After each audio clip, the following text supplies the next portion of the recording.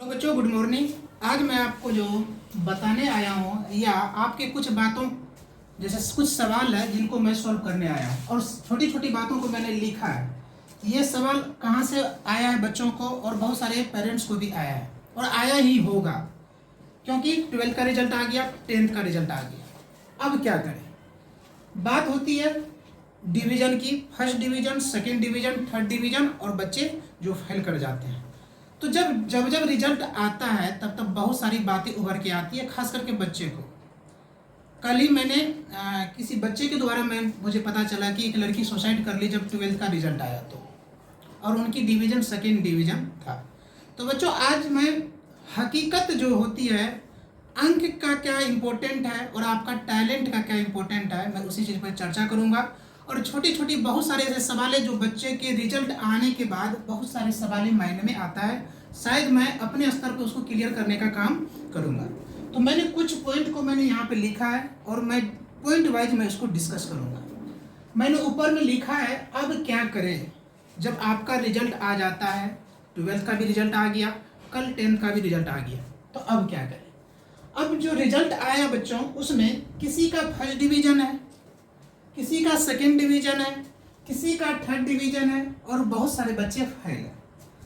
Sir ये जो fail pass की बात जहाँ तक आती है ये मैंने नहीं रखता है, मैंने ये रखता है कि आपने लर्न क्या किया, आपने सीखा क्या। सवाल उठता है कि सर कोई बच्चे फर्स्ट डिवीज़न कर गया और मैं सेकेंड डिवीज़न कर गया और कोई बच्चा सवाल करता है कि सर मैं थर्ड डिवीज़न किया, इतना बड़ा अंतर कैसे हो गया।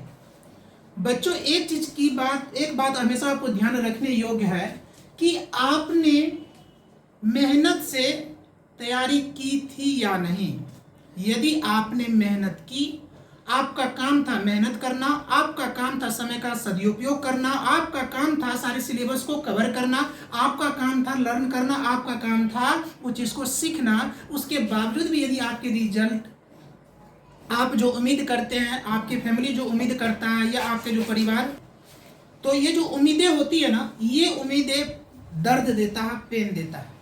अब कोई बच्चा पूरे साल या 12 मंथ पढ़ाई नहीं की और ऐसे बच्चे फर्स्ट डिवीज़न आ गए, तो इसमें घबराने की बात नहीं है। ये आपकी बिहार बोर्ड है, आपको पता होनी चाहिए। हमारे बिहार, मैं बिहार के बारे में मैं कोई गलत नेगेटिव नहीं बोल रहा हूँ, हमारे बिहार में बच्चे, अधिकतम बच्चे पढ़ाई के मानसिकता के हिसाब से नहीं पढ़ते हैं। उनके दिमाग में होता है चीट होगा, मैं चीट कर लूँगा, किसी तरह पास कर जाऊँगा।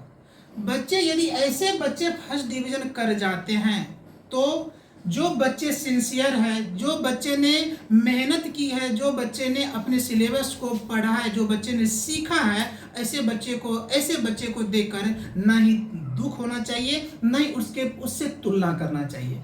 आपने सीखा है तो आप कहीं पर सिखा सकते हैं। और जो बच्चा ने डायरेक्ट जाके ऐसे सेंटर उनको मिला जहाँ पे नकल हो रहा था और वो बच्चे नकल करके डिवीज़न ले आते हैं, तो बच्चों ये डिवीज़न वाली बात जो होती है ना, ये जैसे पेज तक रहता है। आपको ही पता होनी चाहिए। मैं 6 साल से पढ़ा रहा हूँ, मुझे अनुभव है। ऐसे ऐसे बच्चे पास किए हैं, ऐसे ऐसे बच्चे फर्स्ट डिवीज़न ले आए हैं, ऐसे ऐसे बच्चे 80% भी नंबर लाए हैं। बच्चों आज भी वो बच्चे रोड पे घूम रहा है क्योंकि उसने मार्कशीट तो ले लिया लेकिन उसने लर्न नहीं किया। उसने कभी अपना सीखने, अपने जो जितनी उसकी फोकस थी, जितनी उसकी एनर्जी था उस चीज़ पे देने का, अपने सिलेबस पर देने का, वो पर नहीं दे पाया। तो सर वो दुनिया में नंबर तो ले आया, मार्कशीट दिखा सकता है, घर वाले को दिखा सकता है, फैमिली वाले को दिखा सकता है, रिलेशन वाले को दिखा सकता है। जब ऐसे बच्चे को आप हाथ में पेन दे देंगे और बोलेंगे कि एक सवाल बता दो, मुझे जहाँ तक लगता है वो बच्चे एक स्टेप तक नहीं बता पाएंगे। बच्चों आप जब पढ़ाई करते हो ना, तो आपको ये सोच के पढ़ाई करना चाहिए कि मैं पढ़ता हूँ तो मैं किसी को पढ़ा सकता हूँ। यदि आपके घर में कोई छोटे भाई है, आपके घर में कोई छोटी सी बहन है और यदि वो आपसे पूछ दे कि भैया एक सवाल बता दो, मुझे नहीं बन रहा है, यदि उस बच्चे को आप बता देते हैं ना, तब आपकी पढ़ाई सच में पढ़ाई है या आपकी जो 80% है। और आपके घर में आपकी बहन आपसे सवाल पूछती है और आपका भाई आपसे सवाल पूछता है, यदि उसको आप आप नहीं बता पाते हैं तो बच्चों आपने वो जो प्रतिशत लाया है, आपने जो अंक लाया है, वो अंक का इस दुनिया में कोई वैल्यू नहीं है। आप कहीं भी चले जाइए, आज के डेट में आपसे प्रैक्टिकल नॉलेज पूछता है, आपकी जो है ना तर्क शक्ति पूछता है, आपको कितना नॉलेज है वो पूछता है, ना बल्कि आपके मार्कशीट को देखता है। मार्कशीट अपनी जगह है। मैं ये नहीं कहता हूँ कि बच्चे को फर्स्ट डिवीजन नहीं आना चाहिए, बिल्कुल आना चाहिए। बच्चे को टॉपर नहीं होना चाहिए, बच्चों बिल्कुल होना चाहिए। लेकिन कुछ प्रतिशत में ऐसे बच्चे भी पास करते हैं, ऐसे बच्चे भी नकल करके अच्छे अंक ले आते हैं। उससे होता क्या है बच्चों? उससे ये होता है कि जो बच्चे अपने पसीने बहाया है, जो बच्चे अपने गार्जियन का पैसे खर्च किया है, जो बच्चे दिन रात तैयारी किया है, उस बच्चे को जरा सा दर्द होता है कि मैंने 12 मंथ पढ़ाई की तो मेरा रिजल्ट क्यों नहीं। तो बच्चों इसकी बहुत सारे रीजन है। ये भी तो हो सकता है आपने अच्छे से पढ़ाई की, आप टैलेंटेड बच्चे हो, आप एग्जाम में बैठने गए और वहां पे आपकी मानसिकता, आपकी जो ना मनोस्थिति जो है सही से काम नहीं किया।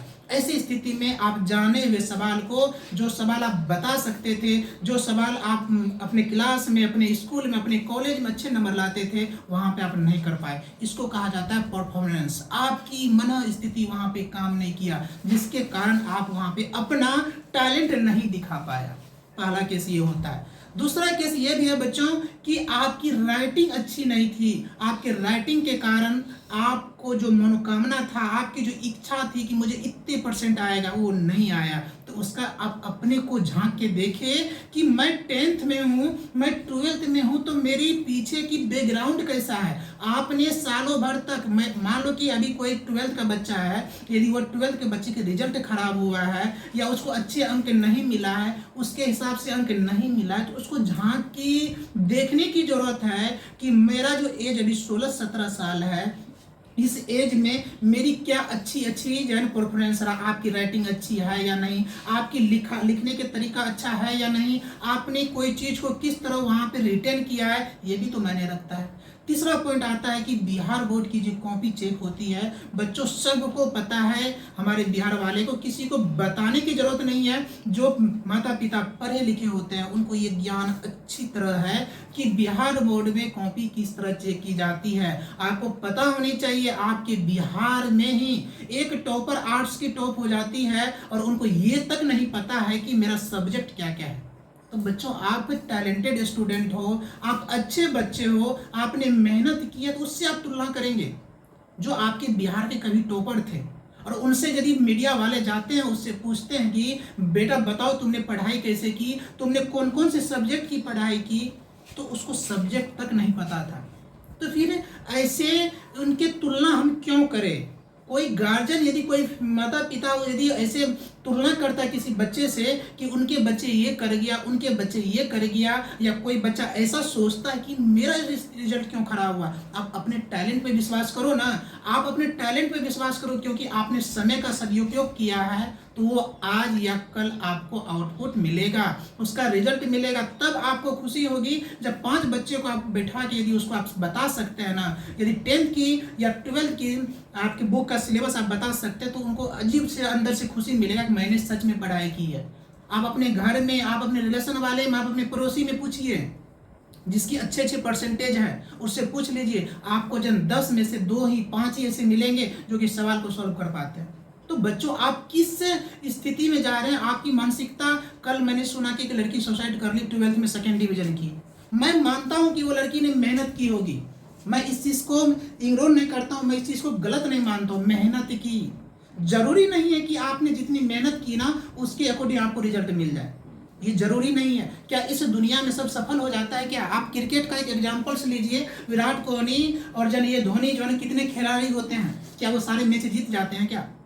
नहीं। तो बच्चों क्या वो सुसाइड कर लेते हैं? क्या उसकी मानसिक स्थिति खराब हो जाता है? नहीं होता है बच्चों। जो दुनिया में कुछ करने के लिए आया है, जो अपने माता पिता का नाम रोशन करने के लिए आया है, वो ऐसे बच्चे को सावधान रहना जरूरी है। किनसे? तो हमारे आसपास के लोगों से, हमारे रिलेशन वाले के लोगों से, क्योंकि रिलेशन वाले चाहते थे कि आपकी रिजल्ट खराब हो, आपकी जो आपसे जो उम्मीद कर रहा था वो नहीं उसको प्राप्त हुआ, तो आपकी तो ताना मारेंगे, आपको बहुत तरह की बात करेंगे। तो बच्चों ऐसी चीज़ से सावधान रह के आपको अपनी लक्ष्य की ओर ध्यान देनी चाहिए। मैं एक एग्जाम्पल्स बता दूं, मेरा ऑनलाइन का स्टूडेंट है, उसका नंबर आया है 378, मैं बता देता हूँ। और वो बच्चे को मैं 6 मंथ से ऑनलाइन पढ़ा रहा था। बच्चों वो जब जब मैं उस बच्चे को पढ़ाता था तो सिर्फ एक ही बात बोलता है, सर मुझे नींद आ रही है, ठीक है। और उसको जब मैं होमवर्क देता था या कुछ सॉल्व करवाता था, सिर्फ मैं जो करवाता था ऑनलाइन, बस उतना ही, अन्यथा वो एक प्रश्न नहीं बनाता था। बच्चों उसको आया है 378। अब क्या कर सकते हैं यहाँ पे? अब क्या करें उसके लिए? जो ना, जो बच्चे का कम नंबर और जो बच्चे अच्छे पढ़ने वाले थे उस बच्चे को कम नंबर आया, तो इसका मतलब है क्या? अब वो कहा जाए कि इस मतलब जो अच्छे पढ़ने वाले बच्चे थे वो खराब है क्या? जी नहीं, उस बच्चे में टैलेंट है। एक चीज याद रखिएगा, आने वाले समय में, और आने वाले समय की बात तो छोड़िए, अभी भी टैलेंट को देखी जाती है, मार्कशीट को नहीं देखी जाती है। यदि आप में टैलेंट है बच्चों, तो आप कहीं भी सक्सेस कर जाएंगे, कहीं भी 2 पैसे कमा लेंगे। आपको 80% नंबर आ गया है, बहुत अच्छी बात है, आपको नंबर आया है, लेकिन आपको परफॉर्मेंस भी करना पड़ेगा। 80% आपको टैलेंट दिखना चाहिए कि आप में 80% है। तो बच्चों इन चीज़ों से आपको दूर होना है। सेकेंड, मैंने यहाँ पे लिया सेकेंड डिवीजन। आप एक, मैं उदाहरण देता हूँ, कुछ ऐसे पहले, बहुत पहले की बात है, आपके बिहार में ही ये first division, second division, third division नहीं हुआ करते थे, सिर्फ इतना पास फेल। अब जब मार्कशीट जो है ना यूनिवर्सिटी से या विश्वविद्यालय से बन के आता था, तब बच्चे को पता चलता था, अरे मुझे तो इतना नंबर मिला। तो सोच लीजिए उस समय क्या सारे बच्चे सुसाइड कर जाते होंगे? तो फिर तो इस दुनिया तो सृष्टि का नाश। तो बच्चों ऐसा नहीं होता है। ये जो first division, second division, third division, ये सब बात आज आया है। उस समय 3 मंथ 4 मंथ के बाद आता था रिजल्ट। बच्चों को सिर्फ इतना लगता मैं पास हूँ, उसको नंबर तक नहीं पता होता था। जब स्कूल से उसका मार्कशीट आता था, उसको मार्कशीट के लिए बुलाया जाता, तब उस लड़का को, उस लड़की को पता चलता था कि मुझे 300 मार्क्स मिला है। बताइए। लेकिन इसलिए सेकेंड डिवीजन हो या फर्स्ट डिवीजन हो या थर्ड डिवीजन हो, कोई मायने नहीं रखता है। मायने ये रखता है कि आपने सीखा क्या। मायने ये रखता है कि आप 2 बच्चे को पढ़ा सकते हैं कि नहीं। मायने ये रखता है कि आपने शिक्षा अर्जन करके आपके अंदर संस्कार आया कि नहीं। जब आपके अंदर अच्छी शिक्षा आएगी तो आपके अंदर अच्छे संस्कार आएंगे। आपने अपने माता पिता को रिस्पेक्ट करते हैं कि नहीं। आपके बोलने बैठने में, आपके चलने में, उठन बैठन में, व्यवहार में चेंजिंग हुआ कि नहीं। ये है शिक्षा। शिक्षा ये नहीं है कि मार्कशीट में 80% दिख गया, वो शिक्षा नहीं है। आपको पता होनी चाहिए। मैं अपने क्लास में बार बार बोलता हूँ, एक लड़का छत्तीसगढ़ का, ठीक है, 10th 12th में फेल करता है, सेकेंड बार में वो सेकेंड डिवीजन करता है, और थर्ड बार जाके जो है ना तैयारी करता है, आईएएस बन के आता है। बच्चों आप किस दुनिया में जी रहे हैं?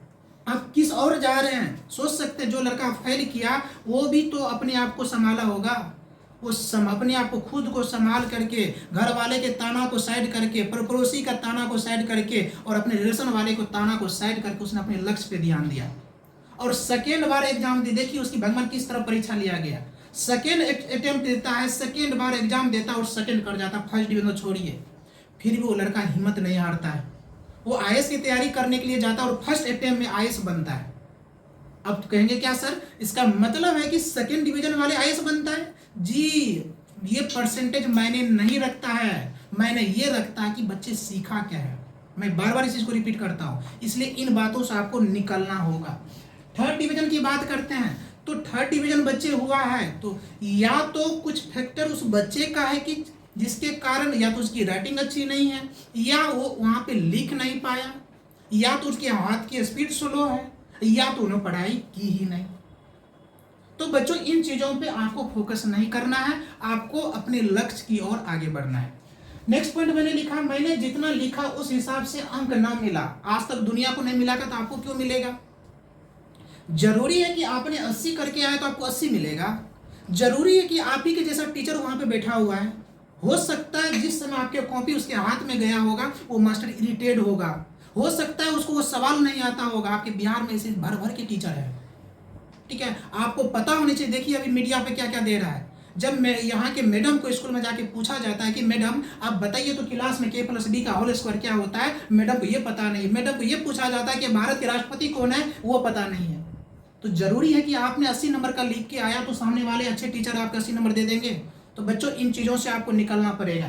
नेक्स्ट अंक है कि कुछ अंकों से फर्स्ट डिवीजन छूट गया, क्या करें? कुछ नहीं करना है। आपने जो आपको अपने टैलेंट पे भरोसा है तो कुछ नहीं करना है।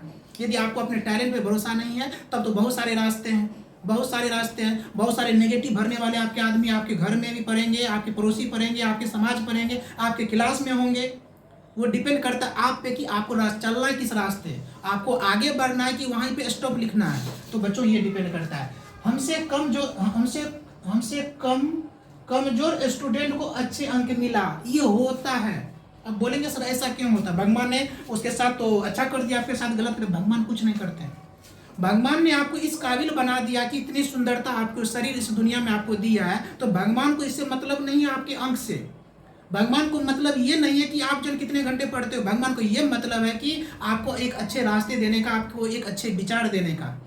तो बच्चों भगवान आपको डायरेक्ट आके कहते नहीं हैं, आपके दोस्त, आपके पड़ोसी, आपके फैमिली, आपके रिलेशन वाले आपको कहते हैं। तो आप भगवान की बात ना सुन के, भगवान तो हमेशा कहते हैं कि आपको अच्छे कर्म पे चलना चाहिए, आपको अच्छे मेहनत करना चाहिए, समय का सदुपयोग करना चाहिए। आप करते हैं क्या? नहीं करते हैं। और यदि आपके दोस्त कह देता है कि चलो जन यहाँ अच्छे पढ़ाई नहीं होता है, दूसरी जगह चलो आप चल जाते हैं, आप कहते हैं क्या होगा, आज तो ऐसे ही पास हो जाता है सब, चीटिंग करके पास हो। अभी भी ये मानसिकता हमारे बिहार में बनी हुई है। तो बच्चों ये डिपेंड करता है कि आपके अंदर टैलेंट है तो टैलेंट पे विश्वास कीजिए, ये सब छोड़ दीजिए। हाँ उसको इसलिए नंबर मिल गया, आप सुन लीजिए। हो सकता है कि उनकी कॉपी अच्छे टीचर के हाथ में गया होगा, हो सकता है कि आपसे अच्छी राइटिंग होगी उनकी, ये भी तो हो सकता है उसकी लिखावट में कुछ चेंजिंग होगा, उसने कुछ आपसे अलग होके लिखा होगा, ये भी तो हो सकता है। हो सकता है 5 सब्जेक्ट था, 5 सब्जेक्ट में 4 सब्जेक्ट जो है उनको अच्छे टीचर के हाथ में चला गया, 3 सब्जेक्ट अच्छे टीचर के हाथ में चला गया, तो अच्छे अंक मिल गया, अच्छे अंक मिला, उसका परसेंटेज अप हुआ,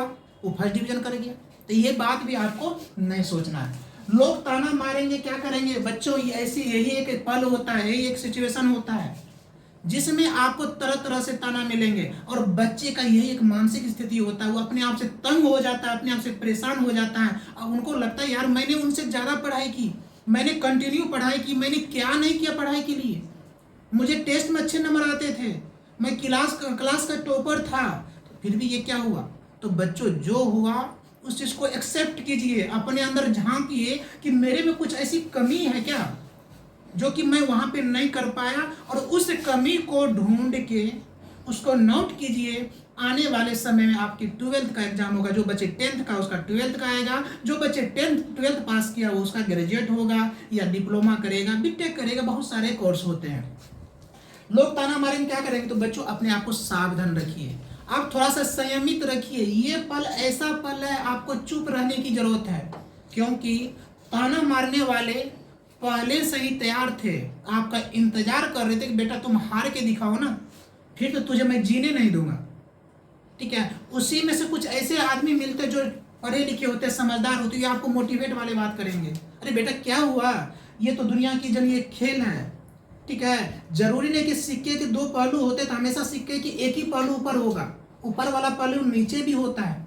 तो बच्चों अच्छे आदमी आपको मोटिवेट करने के काम करते हैं, अच्छे माता पिता आपको जन क्या करते हैं, पीठ ठोकते हैं, अरे कोई बात नहीं, तुम जिस लेवल का था, तुम्हारा राइटिंग नहीं था, तुम्हारा अच्छे पीछे का बैग, आपने पढ़ाई की थी, आपका बेसिक नहीं था, फिर भी आपने इतने अच्छे नंबर लाया, बेटा आगे अच्छे करो, आपको पुश करेंगे, पुश करके आगे की ओर भेजेंगे। लेकिन बच्चों ऐसे लोग बहुत कम मिलते हैं, आपके समाज में भी, आपके रिलेशन वाले भी, बहुत सारे क्लास में भी ऐसे नहीं मिलता, अरे कुछ नहीं किया, पढ़ाकू था, कुछ नहीं किया। ऐसे वक्त में आपको शांत रहने की जरूरत है, और आपको चुपचाप अपने कमी को पकड़ना है कि मैंने क्या कमी की, थोड़ा सा कमी की या ज़्यादा की, जिसके कारण मेरा रिजल्ट खराब हुआ। नेक्स्ट है बच्चों, मैंने मेहनत की पर अंक ना मिला। जरूरी नहीं, आपने सीखा ना, आपने सीखा, बहुत अच्छी बात है, आपने सीखा, किसी को कल सिखाएंगे। जिसने मेहनत ही नहीं किया, मार्कशीट ले लिया, उसको बोल दीजिए सिखाने के लिए। बच्चों ऐसे नहीं होता है। नेक्स्ट है क्या, ये सबसे इंपॉर्टेंट है, स्क्रूटनी फॉर्म क्या होता है?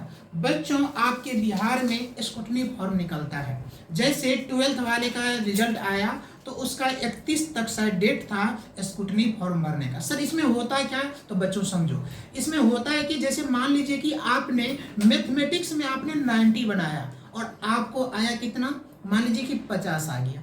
आपको खुद पे कॉन्फिडेंस है कि मैंने लिखा है, तो बच्चों ऐसे बच्चों को मौका दिया जाता है बोर्ड की तरफ से, और उनको ये मौका देता है कि आप चैलेंज करो कि मैंने अच्छे लिखा है और मुझे अंक प्राप्त नहीं हुआ।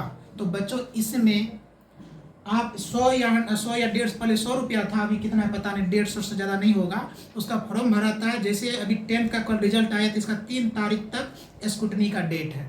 मतलब आप चैलेंज करेंगे उस टीचर को जो टीचर ने आपकी कॉपी चेक की है, सर मैंने लिखा, मेरा नंबर कहाँ गया। तो बच्चों स्क्रूटनी में नंबर बढ़ता भी है, ठीक है, और घटता भी है, ये भी याद रखिएगा, स्क्रूटनी में नंबर घटता भी है।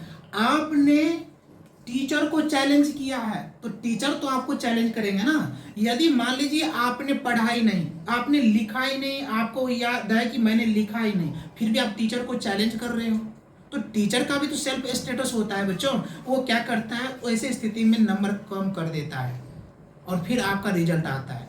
तो वैसे बच्चे के लिए स्क्रूटनी फॉर्म आता है जो बच्चे को कॉन्फिडेंस हो, जो बच्चे ने सही तरीके से बनाया है, गलत बनाया सही बनाया वो मायने नहीं रखता है, मैंने ये रखता है कि आपने क्वेश्चन को टच किया है, कितना आपने उसको सही किया, तब आप क्या कीजिए, चैलेंज वाला फॉर्म भरिए। तब अब बोलेंगे सर ये चैलेंज वाला फॉर्म भरने के बाद मान लीजिए कि मेरा नंबर बढ़ जाता है, कोई बच्चा 3rd डिवीजन तो 2nd कर जाता है, कोई 2nd है तो 1st कर जाता है, तो सर इसका मार्कशीट पर दिखता है? बच्चों कहीं कुछ नहीं दिखता है। आपको चोरी करने के लिए नहीं कह रहा है, आपने जो मेहनत किया, आपने जो लिखा है, जिसके कारण वो टीचर को आप चैलेंज कर रहे हो, वो टीचर करता क्या है। देखिए कभी कभी होता है कि मान लीजिए कॉपी चेक करते करते 10 सवाल है, टीचर उसको जो है मेंशन करने वक्त, जोड़ने वक्त छूट जाता है। मान लीजिए 10 में से 8 ही क्वेश्चन को जोड़ पाए, 8 क्वेश्चन का मार्क्स को जोड़ के उसने लिख दिया, 2 क्वेश्चन तो छूट गया। तो चैलेंज में बच्चे टीचर क्या करेंगे, शुरू से लास्ट वाली क्वेश्चन को चेक करते हैं, किसी में मैंने नंबर दिया, कितना नंबर का था, मैंने कितना दिया, बच्चे ने कितना सोल्व किया, ये सब सारी चीज़ देखी जाती है। तो बच्चों इसलिए जो है चैलेंज उसी बच्चे को करना चाहिए जिनको खुद पे कॉन्फिडेंस है कि मैंने लिखा है तो लिखा है, मुझे प्राप्त अंक नहीं मिला जितना मिलनी चाहिए, तब जाके बच्चों आपको क्या करना चाहिए, चैलेंज करना चाहिए। सर ऐसी स्थिति में नंबर कम हो जाता है जी, आपने लिखा नहीं है फिर भी आपने टीचर को चैलेंज किया, तो टीचर फिर आपको स्टेप वाइज करके आपकी कॉपी चेक करेंगे। ऐसे स्थिति में यदि देखा गया कि बच्चे लिखा ही नहीं फिर भी चैलेंज किया, आपके नंबर काट लेंगे। तो ऐसे स्थिति में 2 लॉस है, एक तो आपका पैसा गया, दूसरा आपका नंबर भी कम हो गया। तो मैं रिक्वेस्ट करूंगा, यदि आपको आपका अंदर टैलेंट है, आपको उस हिसाब से नंबर मिला है या आपको उसके अकॉर्डिंग नहीं मिला है, आपने लिखा तो चैलेंज कीजिए, अन्यथा आपको चैलेंज करने की कोई जरूरत नहीं है। नेक्स्ट आता है कि स्क्रूटनी में अंक बढ़ता है या घटता है। दोनों होता है बच्चों, घटता भी है और बढ़ता भी है। अब मैं कुछ बात जो मैं माता पिता के लिए कुछ सलाह के रूप में, जहाँ तक मुझे अनुभव है, मैं शेयर करना चाहूँगा। यहाँ पे मैं उन माता पिताओं को मैं सलाह देने की कोशिश करता हूँ कि आपकी वजह से आपके बच्चे की भविष्य बनता है और आपकी वजह से आपके बच्चे का भविष्य खराब होता है। मैं एक एग्जांपल्स पूछता हूँ आपसे, आज आप अपने बच्चे से उम्मीद ये कर रहे हैं कि मेरा बच्चा टॉप करे। क्या आपने कभी देखा कि आपका बच्चा का एज अभी 17 साल है, तो आपके बच्चा 17 साल में क्या क्या किया? आपने कभी ये चीज़ देखा कि आपके बच्चे का राइटिंग कैसा है? आपने कभी ये देखा कि जिस टीचर के पास मैं पढ़ने के लिए भेजता हूँ वो टीचर क्या पढ़ाता है? क्या आपने ये कभी देखा कि आपके बच्चे का बेसिक क्या है? और आज आप सोचेंगे मेरा बच्चा टॉप कर जाए, और आपके बच्चा यदि स्लिप होकर गिरता है तो आपको दुख होता है। बच्चे को यदि आप टॉर्चर करते हैं तो सबसे पहला गुनाहगार माता पिता होते हैं, क्योंकि सबसे पहला पाठशाला जो होता है माता पिता होता है, वही बच्चे को उंगली पकड़ा के आगे चलाने के सिखाता है। तो माता पिता का ये भी फर्ज बनता है कि आपने बच्चे को शुरू से आपने गाइडलाइन किया कि नहीं, आपके बच्चे जहाँ पढ़ने के लिए जा रहे हैं वो टीचर क्या पढ़ा रहे हैं, बच्चे में इम्प्रूवमेंट हो रहा है कि नहीं, बच्चे की राइटिंग अच्छी हो रही कि नहीं। सीबीएसई वाले के क्यों राइटिंग अच्छे होते हैं? सीबीएसई वाले देखे होंगे क्योंकि अच्छे अच्छे जो पढ़े लिखे परिवार होते हैं, गार्जियन होते हैं, ज़्यादातर वो सीबीएसई बोर्ड में देते हैं, तो वहाँ बच्चा को कुछ हो न हो वहाँ पर राइटिंग अच्छी हो जाती है। और बिहार बोर्ड को राइटिंग की ही तो जरूरत है। राइटिंग अच्छी है, बच्चे जो है ना एवरेज है या उसने कम ही पढ़ा है, राइटिंग अच्छी है, इधर उधर करके वो अच्छे नंबर ले आते हैं। तो मैं पेरेंट्स को मैं सलाह देना चाहता हूँ कि आपकी बड़ी योगदान है, आपने बच्चे को तैयार किया है। टीचर क्या कर सकता है? टीचर बस इतना ही कर सकता है कि सिलेबस कंप्लीट कर सकता है। आपके बच्चे मेच्योर हो चुका होता है, तब तो जब टीचर के पास आता है 10th 12th एक मेच्योरिटी वाला फेज होता है, बच्चे वयस्क अवस्था में होता है, टीचर क्या कर सकता है बताइए? टीचर अपने सिलेबस को कंप्लीट करेगा, टीचर उसको ज़्यादा समय दे सकता है, टीचर ये कर सकता है कि उसको मार पीट करके याद करवा सकता है, लेकिन टीचर तो उसका राइटिंग को बदल नहीं सकता है, क्योंकि राइटिंग बदली तब जाती है जब जो बच्चे 5th 6th 7th क्लास से जब ग्रोथ करता है, जब आगे होता है। दूसरी बात, आप तुलना ना करें अपने बच्चों का, आप अपने बच्चों का टैलेंट देखें, आप अपने बच्चों की मेहनत देखें कि आपके बच्चे ने सच में मेहनत की या नहीं। आपके बच्चे की फ्रॉड पना देखिए, आपके बच्चे आपके साथ फ्रॉड तो नहीं किया, आपके बच्चे आपके साथ चीटिंग तो नहीं किया। इसका मतलब ये नहीं है कि आपके बच्चे ने मेहनत किया और उसका से अंक नहीं मिला और दूसरे को अंक मिल गया तो उनके तुलना में आपके बच्चे खराब है। अभी जो 12th एक लड़की सुसाइड करती है, बताइए यदि उनके माता पिता उनके साथ रहते, बेटा क्या हो गया, रिजल्ट ये अंक से कुछ होने वाला है, तेरे अंदर टैलेंट है तो कल कुछ भी क्वालिफाई कर जाओगी। या 2nd डिवीजन वाले क्या करते, IAS बन रहे, IPS बन रहे, दुनिया के जो चीज़ चाहे वो चीज़ प्राप्त किया है, तो वो लड़की शायद आज इस दुनिया में जिंदा रहती। तो मैं ऐसे गार्जियन से मैं रिक्वेस्ट करता हूँ, खास करके रिजल्ट के टाइम में, 10th और 12th रिजल्ट के टाइम में मैं रिक्वेस्ट करता हूं कि जब भी रिजल्ट आता है तो उस समय आपको अपने बच्चे को साथ रहना जरूरी है। आज बहुत सारे ऐसे क्या कहते कोचिंग संस्था वो बात करने के लिए तैयार नहीं है, क्योंकि उनका फी साल भर का ले लिया जाता है, रिजल्ट खराब हुआ अच्छा उसको कोई मायने नहीं है, बस नेक्स्ट सेशन की जरूरत है। मैं आपसे रिक्वेस्ट करना चाहता हूं, ऐसे गार्जियन को, जितने भी मेरे ऑनलाइन मेरे आप अपने बच्चों को मैं हमसे पढ़वाते हैं या ऑफलाइन, दोनों से मैं रिक्वेस्ट करना चाहता हूं कि आपको बच्चे का साथ होना जरूरी है, तब जाके आपके बच्चे एक सही डायरेक्शन में जा सकता है। टीचर इतना ही कर सकता है, सही डायरेक्शन दे सकता है, टीचर उसके पूरे प्रश्नावली का सवाल करवा सकता है, टीचर उनको मार पीट के रटवा सकता है, लेकिन उसको घोल को तो नहीं पिला सकता है ना। फिर भी ऐसी स्थिति में टीचर बदनाम होते हैं। टीचर आपने 17 साल तक आपने बच्चे को देखा नहीं और 1 साल में आप बच्चे को चाह रहे हैं कि मैं टॉपर करवा लूं, ये क्या इस प्रकृति में ये संभव है? तो ये संभव नहीं होता है। इसलिए मैं निवेदन करता हूं कि ऐसे स्थिति में अपने बच्चे का साथ रहे, बच्चे को मोटिवेट करे। जब मैं मानता हूं कि समाज, रिलेशन, आस पास ताना मारते हैं, लेकिन आपको अपने बच्चे की हकीकत तो पता है ना, आपके बच्चे ने मेहनत की या नहीं, आपके बच्चे ने क्या किया। आप अभी कुछ बच्चे मेरे पास ऐसे भी है, मैं बता देना चाहता हूं कि 4 मंथ पढ़ा है ऑनलाइन वाले बच्चे, मेरा सारे बच्चे जो 70 क्रॉस है 12th वाले का। इस बार मैं बता देना चाहता हूं कि 12th में सबसे बेहतर मेरा रिजल्ट रहा, एक भी बच्चा 2nd डिवीजन नहीं किया। और मेरा ये 10th की बात करूं तो सिर्फ 2 बच्चे का रिजल्ट 2nd डिवीजन हुआ, उसमें से मैं एक बच्चे को 2nd डिवीजन नहीं मान सकता, क्योंकि उसमें 60 एबव है, उसके जन्म मैथ में नंबर काट लिया गया। एक ऐसे बच्ची थी जो लेट से आई, 2 मंथ हमसे पढ़ी है, 10th क्लास में बात कर रहा हूँ, 2 मंथ में मैं आपको वो काबिल बनाया हूँ जो आपको A+B का होल स्क्वायर नहीं आ रहा था। आपने 8 मंथ किसी और टीचर को समय दिया, वो टीचर ने आपको A+B का होल स्क्वायर सिखा के नहीं भेजा, और मैंने 2 मंथ पढ़ा के मैं आपको 2nd डिवीजन करवाया है। कहीं ना कहीं चीज़ को समझना पड़ेगा, पेरेंट्स को, उस माता पिता को समझना पड़ेगा। एक टीचर की लालसा होती है कि मेरे बच्चे अच्छे करें, पेरेंट्स तो इतना करते हैं कि पैसा देने की उनकी भागीदारी होती है, पैसा दे दिए खत्म। अब बात होता है कि बच्चे और टीचर में, जो अच्छे बच्चे होते हैं वो मेहनत करते हैं, उससे ज़्यादा टेंशन में, प्रेशर में टीचर रहता है। आप ये सोच सकते हैं कि जो बच्चे 8 मंथ कहीं और पढ़ा, उस बच्चे को मैंने 2 मंथ में तैयारी करवा के 2nd डिवीजन करवा दिया। जो बच्चे का ये उम्मीद था कि बच्चे पास नहीं करेंगे, जब मेरे पास आया हुआ था, तो टीचर मेहनत ही नहीं कर सकते हैं। टीचर इतना ही कर सकता है कि उस बच्चे को किसी न किसी तरह से फेल होने से बचा सकता है, लेकिन उसको घोल के तो नहीं पिलाया जा सकता। इसलिए मैं ऐसे पेरेंट्स से मैं रिक्वेस्ट करता हूं कि बच्चे का साथ दे और उनको मोटिवेट करके रखे। ये 10th का रिजल्ट से आपके बच्चे का नौकरी लगने वाला नहीं था, ये 10th के रिजल्ट से या 12th के रिजल्ट से आपके बच्चे का भविष्य बनने वाला नहीं था। मैं मानता हूं कि फर्स्ट डिवीजन होता ठीक रहता, नहीं हुआ तो फर्स्ट डिवीजन कर गया तो इसमें से कुछ ऐसे पेरेंट्स भी मेरे कांटेक्ट में, सर 80% नहीं आया। आपने 80% के लायक बच्चे को बनाया क्या? आपने कभी देखा कि मेरा बच्चा 80% के लायक है या नहीं? आपका बच्चा क्या कर रहा है? और आज हमसे उम्मीद करते हैं, तो मैं तो इतना बना दिया कि आपको 75+ भी रिजल्ट दिया। तो मैं ऐसे गार्जियन से रिक्वेस्ट करता हूं कि साथ दे, और टीचर जो भी टीचर हो, यदि वो सच में उस टीचर को ज्ञान है पढ़ाने की, जरा सा भी ज्ञान, तो वो टीचर बच्चे के साथ चीटिंग नहीं कर सकता है।